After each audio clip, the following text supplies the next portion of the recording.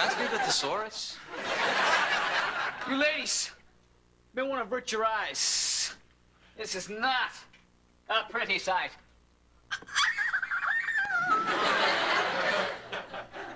Who would do such a thing? Who would willingly destroy a Kenny G.C.D.? Someone with good taste in music. Manhandled. Kevin, put that back exactly where you found it, and don't touch anything else. This is a crime scene, everyone. Stay right where you are. Oh, right. I've seen enough. All right. I want you to listen to me, and I want you to listen carefully. A crime has been committed in this room, an ugly, brutish crime. I don't know why it was done, and I don't know how, but I do know this. One of you is the murderer! Mangler. Now, that CD was school property. Also, it was one of Kenny's finest albums, second only to his legendary collaboration with Trent Reznor. But I digress. What I want you to understand is this. I want the fiendish madman. Or madwoman. Or madwoman responsible for this crime to come forward so they can be brought to justice. At all justice. Ouch, ouch, ouch. If no one admits to the crime, you will all be suspended. All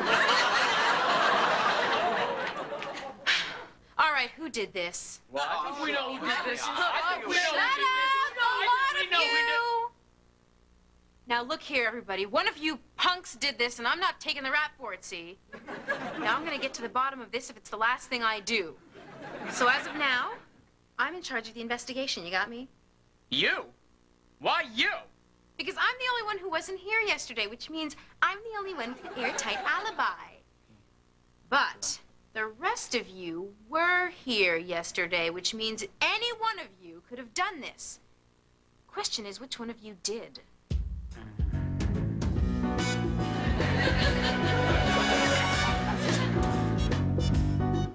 It was a doozy of a case, a real brain twister, a humdinger. Heck, it was more than a humdinger, it was two humdingers. What the heck's a humdinger anyway? All I knew for sure was I had one victim, 4 suspects, and no leads. Plus, I had a bag of gummy bears, but that wasn't enough. It was time to get some answers. Hi, Morgan. Skip the pleasantries, honey. Sit down. So, how did you convince Mr. Noseworthy to lend you his office? It was easy. I let him borrow Sarah's skateboard. Nah, he'll be busy for a while. So, tell me, Tanya, what do you think about the Kenny G incident? Oh, well, I think it's horrible. I think whoever did that to the poor CD should be punished. You know, Tanya, does the name Stuart McKellum mean anything to you? Stuart McKellum. Oh, don't play dumb with me, honey. I happen to know that you were going out with Stuart McKellum. How did you know that? I can't tell you that. Let's just say I have a way of finding things out. We went on a double date last Friday, remember? Oh, right. Well, so what if I did go out with Stuart McKellum? Is that a crime? No, but things weren't all peaches and cream with old Stu, now were they? Peaches and cream? Things weren't what you might call hunky-dory, huh? Hunky who? Things weren't going well. Oh, no, everything was fine with me and Stuart. Oh, really, Tanya?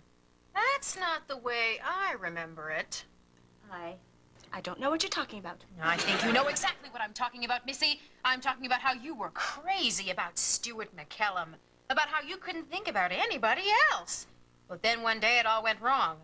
Stuart became a little more distant, got that far-away look in his eye. Huh? At first, you thought he was cheating on you, didn't you, Tanya? But then you found out the truth. It wasn't another woman. Stuart McKellum was, in fact, obsessed with Kenny G. I admit it, I lost my boyfriend to Kenny G. And yes, I hate him, I despise him. me a mangler.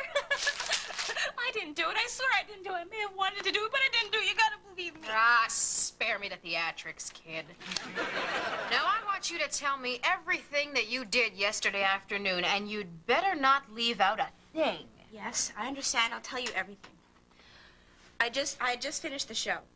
It was an hour spotlight on Oasis, which I'd called an hour spotlight on Oasis. Anyway, after I left the booth, I was... Ah!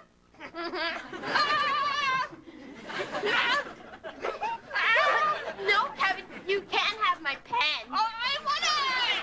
You can't have it. You can't have it. I want it! I want it! I want it! You guys are such babies. I know you are, but what am I? Very interesting. All right, Tanya, let's continue. What about the CD itself? Did you see it? Well, as a matter of fact, I did. I wanted to put on some eyeliner, and I needed a mirror, so...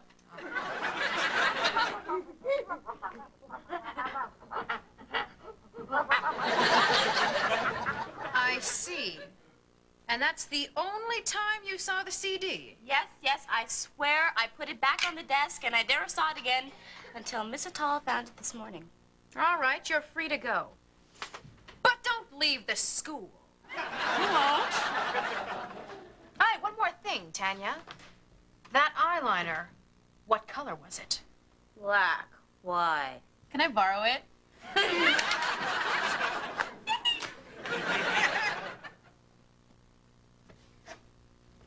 All right, one last time, St. John. Are you sure there isn't something you want to tell me about Kenny G? Something that happened on the air, maybe?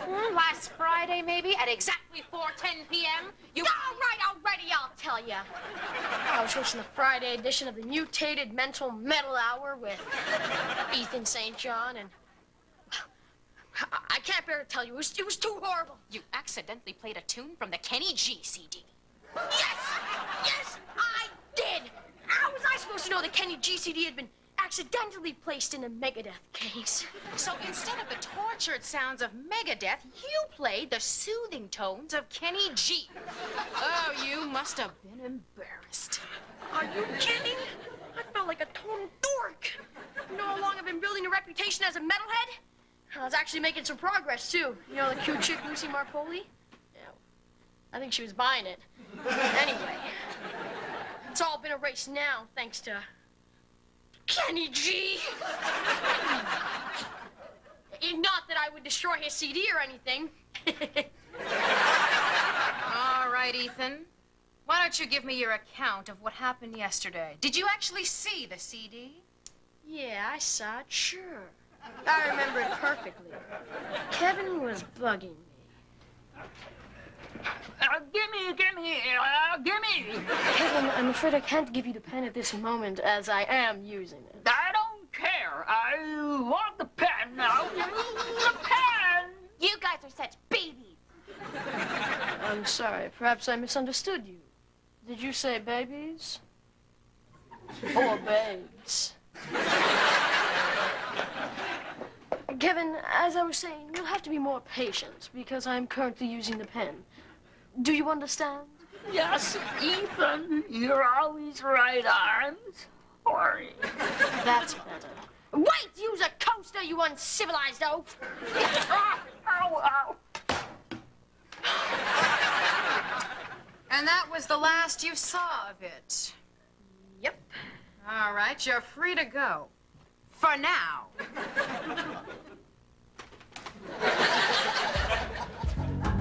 This case was starting to get to me. I'd interviewed 2 suspects, and all I had to show for it were more pieces to the jigsaw puzzle. The problem was the pieces weren't fitting together. And the other problem was I hated jigsaw puzzles. I had 2 more suspects left to question, and all I knew for sure was that if I didn't solve this case by the end of tomorrow, we'd all be looking at one big, fat suspension.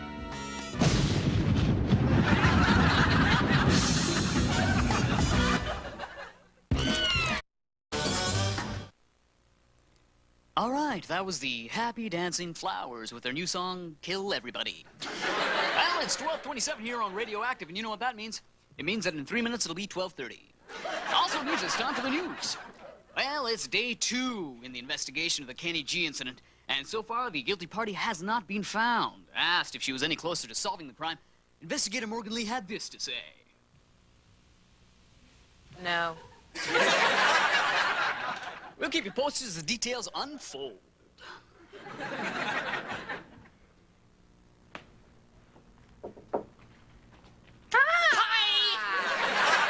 Kevin, have a seat. Look, Morgan, I have hockey practice. Do we have to do this now? You are not going anywhere until we determine whether or not you destroyed that CD. Oh, come on, Morgan. I'm innocent.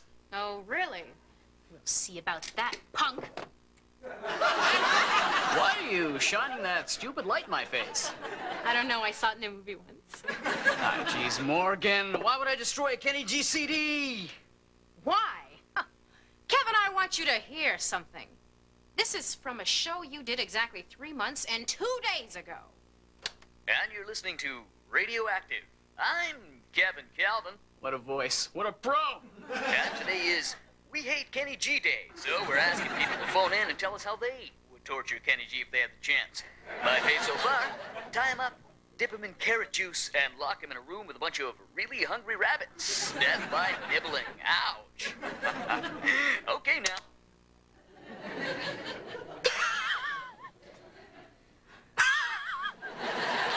It was just a little joke. All right, Kevin, let's hear your version of what took place yesterday afternoon. My pleasure. I have nothing to hide. Let's see. I remember Ethan was acting like a baby.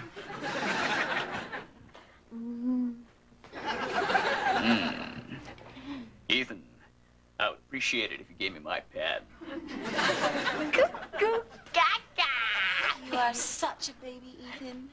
You, on the other hand, are witty, intelligent, and handsome, Kevin. Why, thank you, Tanya. Excuse me while I make myself pretty for you. Ethan, you, my friend, are a stupid poo-poo head. And not only that, but you're also a major knob. Stop it, Kevin!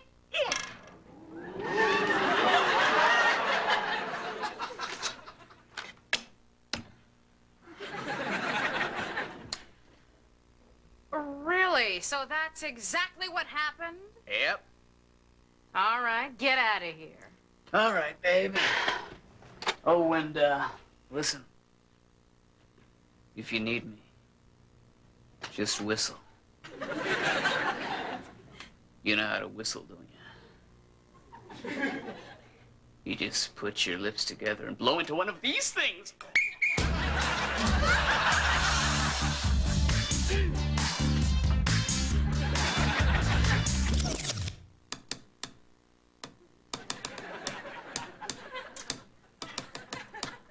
All right, George.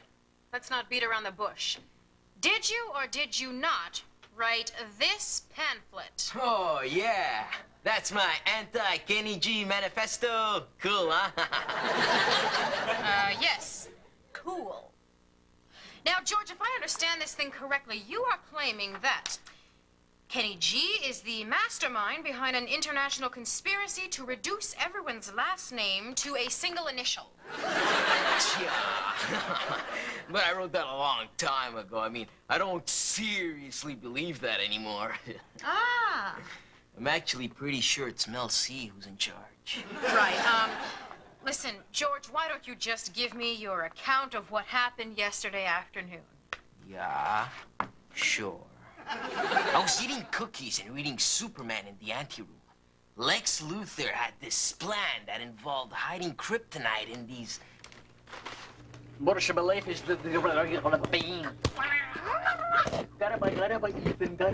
Hey, put your eyes.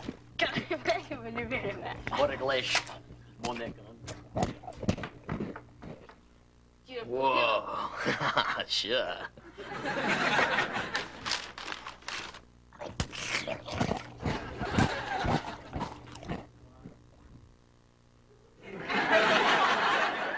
That was very helpful, George. Thanks. You're welcome. Is there anything you want to add? Only that later on, I noticed that someone had stolen one of my cookies. Cookies, huh? Yeah. Why? Think that's important? It might be. You're free to go. No. Wait a second, there's one thing I don't understand. How did Superman know that Lex Luthor had the kryptonite?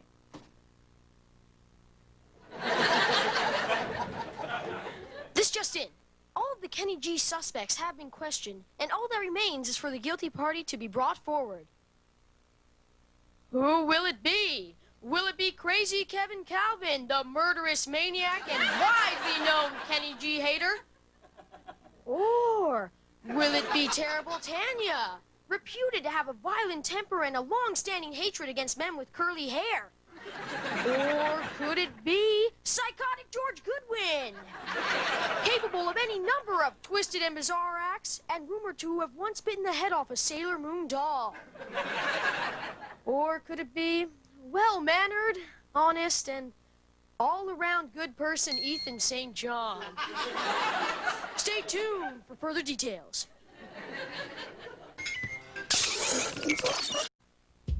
Day 2 of the investigation was coming to an end, and the only thing I knew for sure was I'd skipped lunch today and I was really hungry. Other than that, nothing else was falling into place.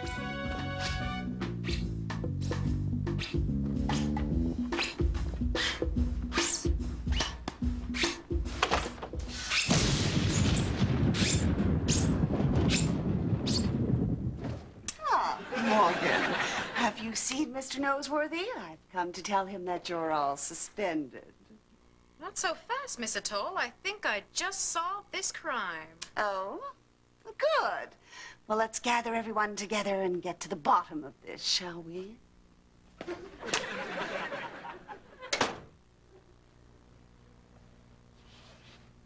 I've gathered you all here because I figured out which one of you is guilty.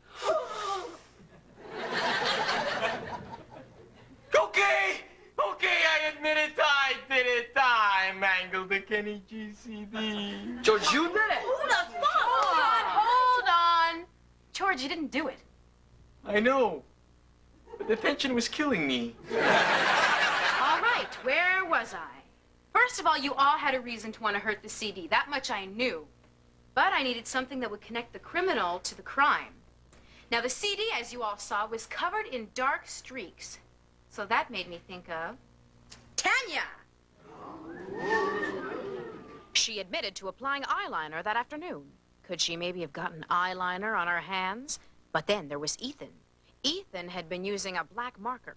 If the marker had leaked on his hands, that would also explain the dark streaks. And, of course, Kevin had been drinking a chocolate milkshake, and George was eating chocolate cookies, so in the end, it could have been any one of you. But it wasn't. It was, in fact, Miss Atoll!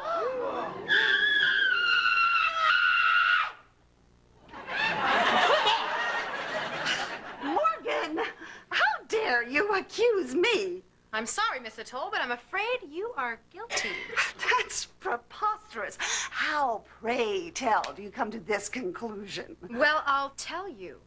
You see, after Tanya had used the CD as a mirror, Ethan had used it as a frisbee, Kevin had used it as a coaster, and George had almost eaten it. The bell rang. Come on, George, it's time for biology. Coming. Oh, man, I hate biology. Nah, don't worry, buddy. Today's class is gonna be good. We're talking about sex. Actually, we're talking about the reproductive system of the earthworm. Yeah, well, it's no Pamela and Tommy Lee, but it'll have to do.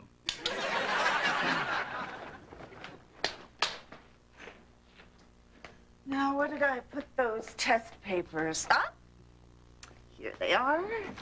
Oh, double chocolate fudge-o-ramas. Oh. That's right, the cookies. You forgot about the cookies, didn't you, Miss Atoll? I don't know what you're talking about. Oh, face it, Miss Atoll, you have a cookie habit. It's all over the school. Well, so what? If I have a little cookie problem, what does that prove? Oh, nothing. However, when you saw George's double chocolate fudge-o-ramas, you could not resist.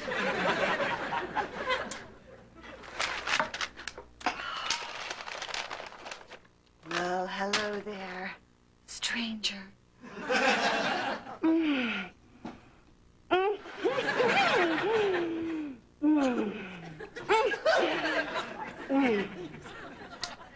No, Noel, you must control yourself.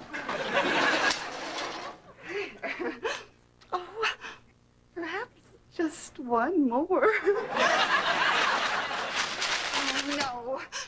Oh, no, I mustn't. I must kick this habit.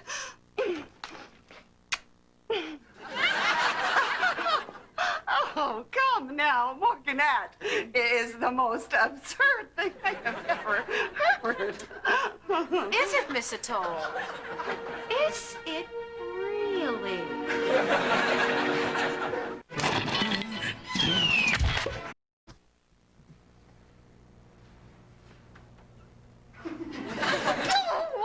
All right. I admitted I stole one of George's cookies, but I know nothing about that CD. I tell you nothing. What makes you so sure it was me who destroyed it? Ah, now that's where things get really interesting, Miss Atoll. You see, now that I had you at the scene of the crime, I had to somehow connect you directly to the CD. But I just couldn't do it. I was stuck. And then I heard your squeaky shoes out in the hallway, and suddenly it all clicked. What are you talking about? Don't you see? Shoes only squeak like that when they are new, or orthopedic, or both. The dark streaks on that CD were not caused by eyeliner, a felt marker, a milkshake, or chocolate cookies. They were caused by black rubber. From a pair of new orthopedic shoes. If we were to go down to the science lab and get Lenny Porter McKinsky to do a checkup on those black marks, I think you'll find they match the rubber in your shoes exactly.